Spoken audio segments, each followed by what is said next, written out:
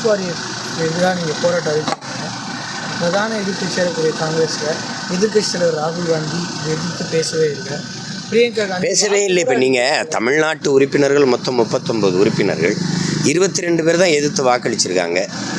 மீதி 17 பேர் வாக்கு போட்டாங்களா போடலையா, இல்லை ஆதரித்து போட்டாங்களா என்னன்னு அது யார் கேட்குறது? 39 பேர் புதுச்சேரியை தவிர்த்து தமிழ்நாட்டு உறுப்பினர்கள் 39 பேர், அதில் 22 பேர் தானே வாக்கு செலுத்தியிருக்காங்க. இப்போ வெளிப்படையாக தெரியுது, எங்கள் ஐயா ஜி.கே. வாசன் ஆதரித்து போட்டிருக்காரு, எங்கள் ஐயா அன்புமணி வெளியேறிட்டார். இப்போ மற்றவங்க வாக்கு என்ன ஆச்சுன்னு தெரியல.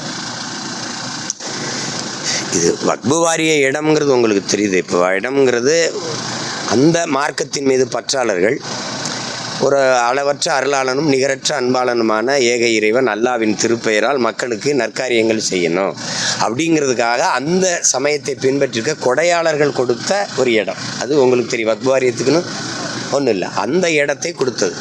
இப்போ அன்னதானத்துக்கு நான் ஒரு 1 லட்சம் கொடுக்குறேன், ஒரு 10 மூட்டை அரிசி கொடுக்குறேன், அந்த மாதிரி. அப்போ அந்த இடத்துல போய் இவங்க தலையிடுறது, அதில் என்னென்னா அந்த ஆட்சியரே முடிவெடுக்கலாம்ங்கும்போது ஐஏஎஸ் ஐபிஎஸ் யாருடைய கட்டுப்பாட்டில் இருப்பாங்கன்னு உங்களுக்கு தெரியும்.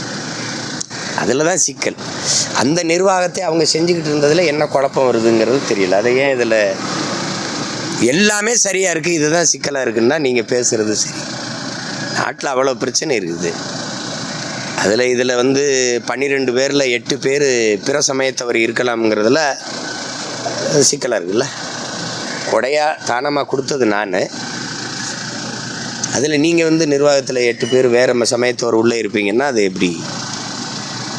அதுதான் என்னை கேட்டால் இது இப்போ இருக்கிற நாட்டில் இது பிரச்சனை இல்லை. சரி, இப்போ வக்ஃப் வாரியத்தை சட்டத்தை நிறைவேற்றிட்டோம்னா வறுமை ஒழிஞ்சிரும், வேலையின்மை தீர்ந்துடும், எல்லா துயரமும் போயிடும்னா சரி செய்யுங்கன்னு சொல்லலாம். அப்படி ஒன்றும் இல்லை.